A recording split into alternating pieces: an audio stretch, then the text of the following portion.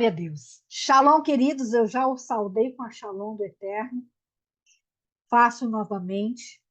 E como sempre, né, gente? Quem me conhece sabe que eu pergunto coisas, né? Por que que eu pergunto? Para a gente pensar, para a gente refletir. Porque isso auxilia nós a averiguarmos o nosso coração. Amém? Então, hoje não seria diferente. Eu iria também fazer perguntas. Então, vamos analisar as nossas vidas. Pensem sobre isso. Como é que estão as nossas vidas? Como é que está a vida de vocês?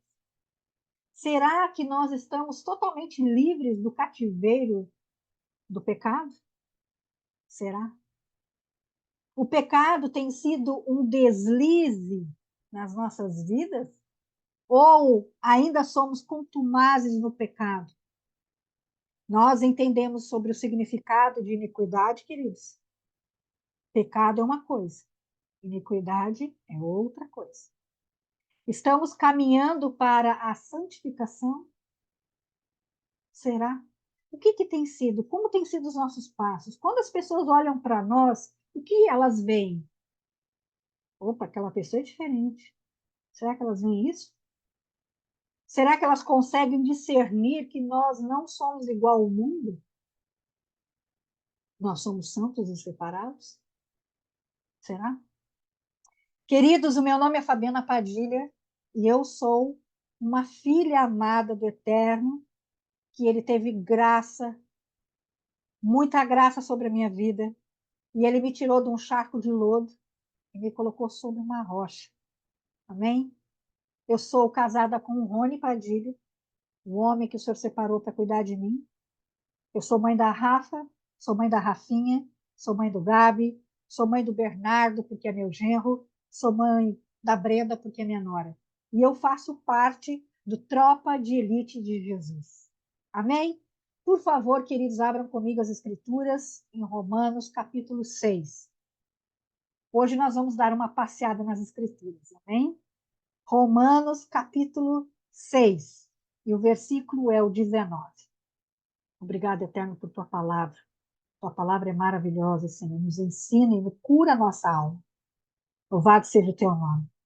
Falo como homem, pela fraqueza da vossa carne, pois que assim como apresentastes os vossos membros para servirem à imundícia e à maldade, assim apresentai agora os vossos membros para servirem à justiça, para a santificação. Amém? Queridos irmãos, nós fomos salvos pela maravilhosa bondade e amor do Eterno, através da graça. Nós já sabemos disso, né? Nós sabemos que a graça é um favor imerecido. Tantas vezes foi ensinado sobre isso, né? A Suzana ensinou, Rony ensinou sobre isso. E nós somos muito gratos ao Eterno por causa da graça, e que nós não precisamos fazer nada para sermos salvos, apenas termos fé. Amém? Então, nada do que fizermos, nada, ou deixarmos de fazer, meus irmãos, será impeditivo para nos achegar ao Senhor Jesus e reconhecê-lo como nosso amado Salvador.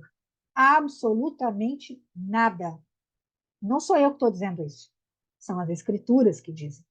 Para que nós não nos gloriemos como uma vanglória. Efésios ensina isso. Afinal, não fomos nós que encontramos o Senhor Jesus, mas Ele nos escolheu nele antes da fundação do mundo. Por que eu estou dizendo isso? Não sou eu que digo novamente. São as Escrituras. Abram comigo em Efésios, capítulo 1, versículo é o 4. Porquanto Deus nos escolheu nele antes da criação do mundo, para sermos santos e irrepreensíveis em sua presença. Quando Jesus se apresenta para nós, não tem outra forma, exceto confessá-lo com a nossa boca e com o nosso coração, que ele é o nosso maravilhoso Senhor e Salvador. Amém? Ainda em Romanos, queridos, no capítulo 10, versículos 9 e 10 diz: se você confessar com a sua boca, Olha, pega o mistério aqui, ó. Se você confessar com a sua boca que Jesus é o Senhor e crer em seu coração que Deus o ressuscitou dentre os mortos, será salvo. Porque com o coração, olha aqui, com o coração se crê para a justiça e com a boca se confessa para o quê? Salvação. Quando a boca confessa, nós somos salvos. O coração é para a justiça. Amém? A boca confessando o senhorio de Jesus nos tira automaticamente do charco de lodo, da perdição eterna. Nos coloca sobre uma rocha que nós sabemos que é quem, Jesus? É o Jesus, o nosso amado Jesus. É Ele. Lá no Salmo 40, irmãos, versículo 2 diz o seguinte: tirou-me de um lago horrível, de um charco de lodo, pôs os meus pés sobre uma rocha, firmou os meus passos. Por isso a importância de ler as Escrituras, porque além de conhecer o Pai, Jesus e o Espírito Santo, estaremos também identificando o amor que ele tem por nós. E quando a gente recebe esse amor, o nosso entendimento, a nossa vida muda totalmente, drasticamente. A boca ativa a salvação, queridos, pois fala daquilo que acredita. A boca fala daquilo que acredita. Enquanto o coração, presta atenção nesse mistério aqui. O coração, ele se move naquilo que lhe agrada. Amém? É isso mesmo. O coração, ele se move naquilo que lhe agrada. Ou seja, existem coisas que nos agradam e que movem, sim, os nossos passos. Movem aquilo que nós fazemos. O coração do ser humano é corrupto, conforme foi dito antes de começarmos a reunião, porque deseja o seu próprio bem, deseja estar sempre com vantagem. Jeremias capítulo 17, versículo 9, se vocês quiserem acompanhar.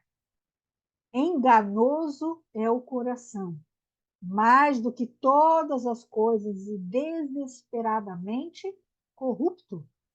Quem o conhecerá? Por essa razão, o texto de Romanos 10 fala que o coração crê para a justiça. Fabiana, que justiça é essa? Justiça é da sentença condenatória? Uma sentença terminativa? Será que é isso que está falando as Escrituras? Não é isso, não. A justiça, querido, meus irmãos amados, é o princípio de todas as demais virtudes do homem. Eu vou repetir. A justiça é o princípio de todas as demais virtudes do homem. Que virtudes são essas, Fabiano? Amor, bondade, compaixão, entre outras. Mas elas surgem quando o homem tem esse olhar de justiça, essa forma de se movimentar com justiça. É o princípio de tudo isso. Amém? A justiça traz essas consequências. A justiça é o comportamento justo e reto. Tem como base a misericórdia e não traz opressão a ninguém.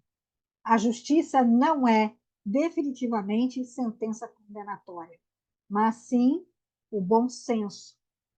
Ela é bom senso. Agir retamente, sem desvios de caráter, sem deixar de fazer o bem, porque quer que todos estejam bem. Justiça é viver sem máscaras. Justiça é fazer as coisas às claras, é seguir a vontade de Deus. E a vontade de Deus, ela é boa, agradável e perfeita. Amém? Romanos capítulo 12 e o versículo 2. Vamos lá, gente. Abrindo as escrituras, folheando as escrituras. Romanos capítulo 12, versículo 2 diz: não se amoldem ao padrão deste mundo, mas transformem-se pela renovação da sua mente, para que sejam capazes de experimentar e comprovar a boa, agradável e perfeita vontade de Deus. Tem um salmo que eu amo muito, que diz assim: provai e vede que o Senhor é bom. Como é que eu vou provar do Senhor? Nós temos a resposta aqui, neste texto. Nós provaremos do eterno, transformando a nossa mente, não sendo igual ao mundo. Aí nós provaremos dele. Amém? Desta forma, meus queridos, nós precisamos. O que nós precisamos fazer? Aquilo que a gente disse. Nós precisamos sondar o nosso coração. Quando eu disse no início da ministração, quando eu recebi essa ministração, eu tive que sondar, vasculhar o meu coração. Eu tive que ver as pedrinhas no meu coração. Está perfeito o meu coração? Longe disso. Longe disso. Mas eu sei que eu comecei a enxergar novamente o meu coração como de fato ele é. Então, eu convido vocês também hoje a vasculhar o coração de vocês, para ver se efetivamente cremos para a justiça. É isso aí. Não importa o tempo de caminhada. Vasculhe teu coração agora. Será que ele crê para a justiça? Conforme a gente teve entendimento do que é justiça? E quando, meus irmãos, nós sabemos que cremos para a justiça? Quando? Quando não agimos mais segundo as obras da carne. Quando nós não agimos segundo as nossas próprias concupiscências. Quando nós não agimos segundo a nossa própria vontade. Isso mesmo. Quando a gente não apoia no nosso próprio entendimento. E a gente entrega tudo ao Senhor. Senhor, eu sou tua, totalmente tua. Os homens digam, Senhor, eu sou teu, totalmente teu. Meus amados irmãos, nós estamos lendo na nossa torre de oração e vamos ler por muito tempo Provérbios capítulo 3. Eu convido vocês a fazer isso também todos os dias. Leem Provérbios capítulo 3. Tenho certeza que isso vai revolucionar o coração de vocês. Amém? Gálatas capítulo 5 é um texto muito conhecido, mas temos que mencionar nesta ministração. Capítulo 5, versículos 19 e 20. Porque as obras da carne são manifestas, as quais são o quê? Adultério, fornicação, impureza, lascívia, idolatria, feitiçaria, inimizades, porfias, emulações, pelejas, dissensões, heresias, invejas, homicídios, bebedices, glutonaria e coisas semelhantes a estas, acerca das quais vos declaro, como já antes vos disse, que os que cometem tais coisas não o que herdarão o reino de Deus. Não herdarão o reino de Deus. A gente já aprendeu sobre o reino, né? Por isso que é importante ler as Escrituras. E eu trouxe alguns significados aqui para entendimento. Porfia significa o quê? Discussão, briga. Sabe quando duas pessoas com mente obstinada, que elas querem ter a razão? Isso é porfia. Deixa o outro ter razão. Deixa para lá, tá bom? Emulação significa um sentimento de rivalidade, competição, quer ser melhor que o outro. Isso é emulação. Dissensão é divisão, é rebelião também. O coração humano precisa passar pela análise do Espírito Santo para não mais realizar essas obras, não realizar mais, para começar a agradar a Deus de todo o nosso entendimento. E isso, queridos irmãos, é o início da renovação da mente. É preciso renovar o nosso coração, renovar a nossa mente, porque as práticas humanas são para benefício de si mesmos. As práticas de um homem, de uma mulher, sem a renovação da mente, é só para o seu próprio benefício. Quando Deus quer que todos estejam bem, não apenas alguns. Talvez você se pergunte agora, ai, Fabiana, e a fome na África? Por que os bebês e as crianças, adolescentes, sofrem violências sexuais e físicas? Por que existe tanta violência no mundo? Eu vou responder para vocês agora. Deus não tem nada a ver com isso. Isso é resultado do quê? Do pecado. O pecado destrói. Deus não quer isso. Deus nunca quis isso. Nunca foi dos planos de Deus isso. No Salmo 42, versículo 7 diz: um abismo chama outro abismo. Ao ruído das tuas cachoeiras, todas as tuas ondas e vagas passam sobre mim. O que isso quer dizer, gente? Que quando começa a piorar, vai piorar mesmo. A pessoa vê pornografia, daqui a pouco ela está cometendo adultério. Isso é um abismo que chama outro abismo. A pessoa que fala mal do cônjuge, daqui a pouco não o admira mais e daqui a pouco está tendo pensamentos eróticos com outras pessoas, outros homens. Digo no caso da mulher. Isso aí é um abismo que chama outro abismo. Queridos, pecado precisa ser confessado. O pecado precisa ser reconhecido e ser confessado. Amém? Quando temos um encontro com Jesus, a nossa vida, eu vou falar isso e prestem muita atenção. O nosso caráter, as nossas ações, as nossas palavras que saem da nossa boca, tem que testificar esse encontro. Tem que testificar. Porque ninguém, querido, sai ileso depois de um encontro com Jesus. Eu vou repetir. Ninguém sai ileso depois de um encontro com Jesus. Ninguém. A sua vida tem que gerar frutos desse encontro. Você não fala mais palavrão. Você não fala mais do outro. Você não quer mais, porque isso agride ao teu Senhor. E você não quer mais agredir ao teu. Jesus começa a fazer a obra em nossas vidas. Ele começa, quando ele tem um encontro conosco, gente, ele começa a fazer uma obra. Uma obra não é da noite para o dia, mas ele começa a fazer essa. Ele começa a passar o seu bisturi. Olha aí, ó, gente, ele começa a passar o seu bisturi.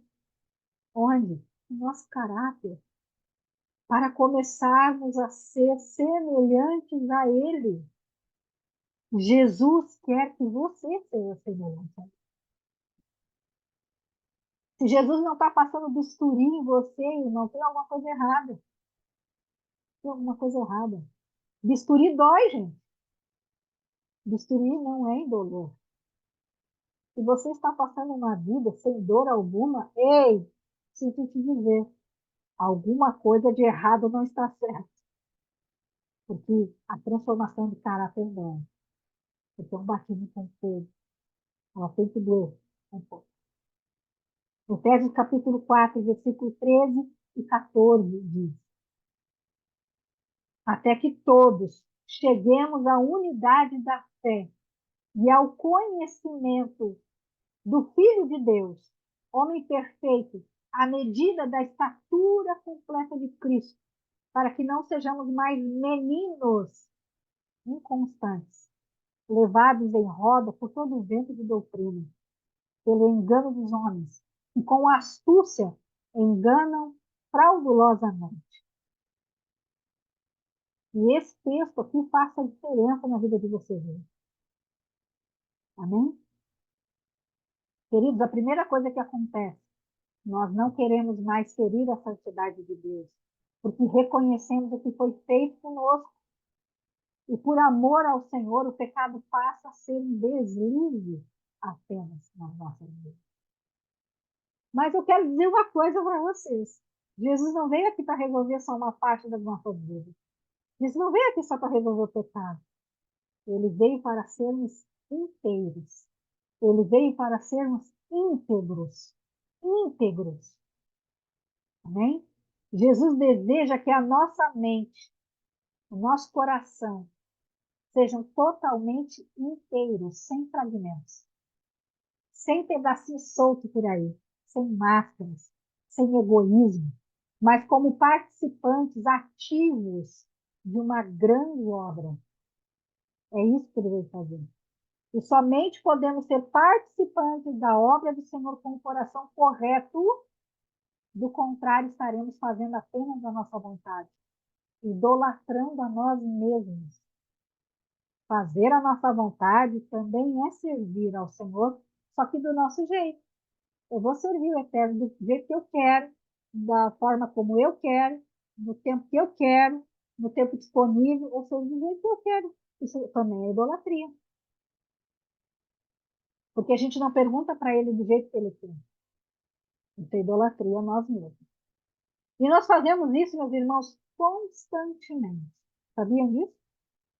Constantemente a gente faz isso. E eu vou dizer algo. E nas costas dos nossos líderes, sabe o que a gente faz? Bezerros de ouro. Quando o nosso líder não está perto, a gente faz bezerro de ouro. Como foi feito no deserto. Quando Moisés subiu o monte, demorou uns dias. Aí o povo já começou a fazer bezerro de ouro. E o que significa servir ao Senhor, gente? Discipular, claro, ajudar a entender as escrituras, ministrar o que é necessário, servir com as nossas finanças, ensinar os mais novos na fé, mostrar o caminho, mesmo sabendo que quem convence é o Espírito Santo. Mas a nossa parte, apontar o servir, o caminho. Mas, sobretudo, servir ao Senhor é ser íntegro. Servir ao Senhor é perguntar para Ele que forma Ele quer que eu faça. Servir ao Senhor é perguntar o que eu tenho que deixar de fazer que não te agrada. Servir ao Senhor é dizer assim, ó, eu não quero mais que seja feito conforme eu quero, eu abandono a minha vontade. Isso também é servir ao Senhor. E, sobretudo, é adorá-lo. Quando nós fazemos conforme achamos ser correto, sem ouvir as instruções de Deus, nós somos idólatras. Idólatra não herda o reino de Deus. Em Romanos capítulo 12, versículo 1, diz: Rogo-vos, pois, irmãos, pela compaixão de Deus, que apresentai os vossos corpos em sacrifício vivo, santo e agradável a Deus, que é o vosso culto racional. Gente, se eu tenho que apresentar o meu corpo em sacrifício vivo para o eterno, eu estou entregando também a vontade que está em mim, o desejo que é em mim. Eu estou entregando tudo para ele. Está escrito que aquele que se deleita no Senhor, ele concede os desejos do coração. O que é se deleitar no Senhor? É fazer a vontade dele. Exatamente isso. Depois dessa introdução, queridos, que eu fiz até agora, essa pequena introdução, nós vamos agora para a instrução verdadeira desse dia. Essa porção que o Espírito Santo entregou para nós, para cada um de nós nesse dia. Amém? Então, queridos, uma vez resolvido o pecado, ok? Está resolvido o pecado, é apenas um deslize na nossa vida. Glória a Deus, aleluia. Nós vamos entender sobre a iniquidade. É isso mesmo. Iniquidade. Gente, na maioria dos lugares, não se fala sobre iniquidade. Não se fala sobre isso. Se fala sobre pecado. Ponto. Mas só que existe algo chamado iniquidade, que a gente precisa falar. Nós precisamos ensinar o povo de Deus sobre isso. Sobre o que significa isso. E o que é iniquidade, gente? O que é? Iniquidade é o contrário da justiça. Começamos por aí. Iniquidade é contrário ao bom senso. É fazer algo que, mesmo não ser pecado, não é a vontade de Deus. Eu vou repetir.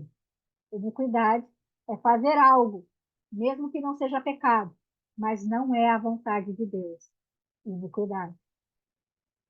Por isso a importância de buscar no eterno qual é a vontade dele para nós. Qual é a prevenção da iniquidade, gente? Como que eu posso me prevenir para não cometer iniquidade?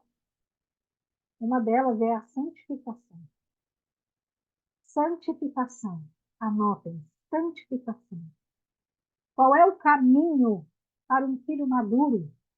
Santificação. Eu me santifico porque eu amo ao Eterno e eu não quero cometer iniquidade. Não quero. Eu quero fazer a vontade dele, passo a passo na minha vida. Gálatas capítulo 4, versículo 1 diz: Digo, porém, que enquanto o herdeiro é menor de idade, nada difere de um escravo. Eu vou repetir. Enquanto o herdeiro é menor de idade, ele nada difere de um escravo. Embora seja dono de tudo, embora seja dono, ele é igual a um escravo, porque ele ainda é menino, porque ele ainda é um menino. E meninos não podem lidar com coisas virtuosas, porque nem saberão como fazê-lo. Não se pode dar um carro para um filho pequeno, porque ele não sabe dirigir, embora ele seja já o dono desse carro. Mas ele precisa ser maduro para operar este veículo, para dirigir este veículo.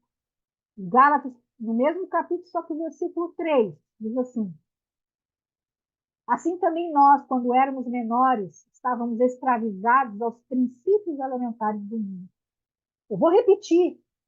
Quando nós somos pequenos, ou seja, imaturos, quando nós somos imaturos e não nos santificamos, nós estamos escravizados nos princípios do mundo. Queridos, filho de Deus é contra o mundo. Está no mundo, mas não navega nessa maré. Navega contra essa maré. Quando o filho de Deus é imaturo, e isso não significa que ele é novo em idade, ele vai fazer birra. Ele vai querer apenas as coisas que lhe agradam. Vejam as crianças, queridos. Elas querem o quê? Apenas a sobremesa, nunca a refeição. Elas querem brincar, mas não querem guardar os brinquedos. Elas querem se divertir, querem brincar, querem tomar sorvete, querem nadar no mar, nadar na piscina. E está errado, Fabiana? Não, não está errado, gente. Mas as crianças, os imaturos, não querem as obrigações. Não querem orar, não querem estudar as escrituras. E é errado isso, se divertir. Eu já disse que não é. Mas, queridos, a vida não é um morango. A vida não é um morango. A vida não é um pedaço de chocolate. Nós estamos aqui para ser luz.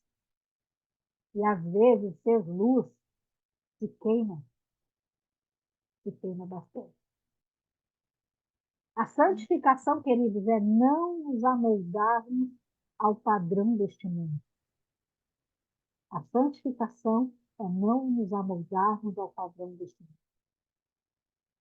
Eu tenho uma afilhada chamada Sofia, e ela disse esses dias, muito pontual, ela tem 10 anos, gente, mas ela foi pontualíssima. Ela disse assim, se todo mundo está fazendo alguma coisa, é porque tem alguma coisa errada nisso aí. Isso é brilhante, a percepção dela, a sagacidade dela. E eu vou repetir, se todo mundo está fazendo alguma coisa, é porque está errado. Meus irmãos, o mundo jaz no maligno. E eu não sou eu que estou falando isso aí. As escrituras dizem. Lá em 1 João, capítulo 5, versículo 19, diz: Sabemos que somos de Deus e que o mundo todo está sob o poder do maligno. Por isso que Deus quer que nós estejamos aqui no mundo, mas contra o mundo. Ao contrário do mundo. A favor da vontade dele, do plano dele. Porque é para ele tudo. E nele nós temos coisas agradáveis e perfeitas e boas. A santificação, queridos, é nadar contra a maré, estar no mundo, mas não pertencer ao mundo. Porque nós somos novas criaturas. Nós somos novas criaturas. Segundo aos Coríntios, capítulo 5, versículo 17 diz: pelo que se alguém está em Cristo, nova criatura é. E as coisas velhas já passaram, porque tudo se fez novo. Contaminação do pecado é terrível, queridos. É terrível. Mas a contaminação pelo mundo é refinada. Ela parece ser agradável aos olhos. Veja, eu vou dar um exemplo para vocês. Uma roupa rasgada é considerada velha, certo? Indesejável. O que é usar uma roupa rasgada? Agora, se essa mesma roupa rasgada estiver numa vitrine de uma loja do momento, bombada, se bomba aquela loja, todo mundo quer. Jesus, essa roupa se torna muito desejável. Todo mundo aqui. Mas aos olhos de Deus, ambas as roupas são indesejáveis. Deus não quer nem essa, nem aquela, nenhuma. Deus quer roupa sem mancha, sem rugas, sem rasgos. Amém? Deus quer que a gente esteja vestido adequadamente. O mundo, além de contaminar o homem, ele quer usurpar o homem. O mundo, com seus atrativos, que tudo pode, desenhos para crianças, jogos de videogame, uso imoderado de celular, festas e celebrações pagãs ou apenas de fundo comercial, estão trazendo o que para os nossos lares? Insatisfação com as nossas vidas. É isso que está trazendo. Insatisfação com as nossas próprias vidas. Um desejo incontrolável de ter tudo que está sendo anunciado. Está trazendo cada vez mais ansiedade, adultério para o nosso meio, divórcio, depressão, incredulidade, brigas, imoralidade. Enfim, está trazendo o quê? O afastamento de Deus. Nunca, em toda a história, teve tão terrível isso. Você pergunta para as pessoas, elas não sabem um versículo sequer de cabeça. O mundo, que jaz no maligno, está roubando a palavra de Deus dos nossos corações. Antes não precisava nem ser evangélico, sei lá o quê, cristão, etc., para saber as escrituras. Todos sabiam. Todos. Hoje nem cristão sabe. Por essa razão, o nosso coração segue nos enganando. Porque o que todo mundo faz se torna normal. Muito normal. E o crente também quer fazer. E com isso, maridos, ou esposas, ou filhos, ou toda a família estão cada vez mais frios. Estão salvos, mas nada diferente do povão. Estão igual ao povão. Nós somos melhores do que os outros, porque somos diferentes, porque confessamos Jesus? Não, gente, não se trata disso. Nós estamos falando sobre reino. Estamos falando sobre reino. 2 Timóteo, capítulo 10, 4, desculpa, versículo 10 diz: porque Demas, olha aqui o que está falando, porque Demas, tendo amado mais o presente século, ou seja, o mundo, me abandonou e se foi para Tessalônica. O Crescente foi para a Galáxia, Tito foi para outro lugar lá, enfim. Paulo ficou triste porque Demas o abandonou? É isso que ele está dizendo, é que ele está dizendo, ai, gente, tem pena de mim porque Demas me abandonou. Não, ele disse que Demas amou mais o mundo e fez o que? Ele tomar um caminho diferente para ele. E isso é iniquidade. Ele não se santificou, se misturou e ele cometeu iniquidade. Queridos, é importante entendermos sobre iniquidade, entendermos sobre santificação. Não é porque todo mundo está fazendo, nós temos que fazer. Isso nos mostra o quê? Que o dano do mundo é muito maior que o dano do pecado. O pecado é contrário à moralidade. E o mundo não se opõe à moralidade. O mundo se opõe ao próprio Senhor, ao próprio Deus. Ele se opõe à vontade de Deus. Todos somos crentes, amém? Todos somos crentes. É glória. Afinal, todo mundo crê em alguma coisa, queridos. Mas nós precisamos ser cristãos. É isso que nós precisamos ser. Cristãos. Porque Cristos, pequenos Cristos, é imitar o comportamento de Jesus Cristo. É imitar o que ele fazia. Isso é cristão. Cristão é pequeno Cristo. Ainda que Jesus Cristo nos mande nos assentarmos com publicanos, com prostitutas, leprosos, nós não nos contaminaremos, porque não nos assentamos porque queremos. Nós nos assentamos porque Ele mandou. Mas escutem uma coisa, eu já estou encerrando. Escute uma coisa: nem todos os cristãos farão as mesmas coisas. Mesmo que seja muito lindo se assentar nessas mesas. Tem alguma iniquidade, alguma brecha, alguma coisa, é um ataque poderoso do maligno. Por isso que é importante a gente se assentar naquilo que o Senhor manda que a gente faça. Porque senão pode destruir tudo. E a gente apenas ser salvo, não reinar. É importante a gente entender isso. Santificação. Nos afastar da iniquidade. Afastar disso. Porque nós somos os filhos de Deus. Nós somos os filhos dele. Nós somos diferentes. No caminho do povo de Deus no deserto, ele disse: sejam separados de todos os demais. Sejam diferentes de todos os demais. Quando Jesus manda, ele garante. Agora, se ele não manda, não faça. Não faça. Busque a vontade dele. Esteja atento à vontade do Eterno. Ele usa as escrituras para te ajudar, para me ajudar. Eles usam os nossos líderes para nos ajudar a indicar o caminho. E nós precisamos nos santificar constantemente, evitando a iniquidade.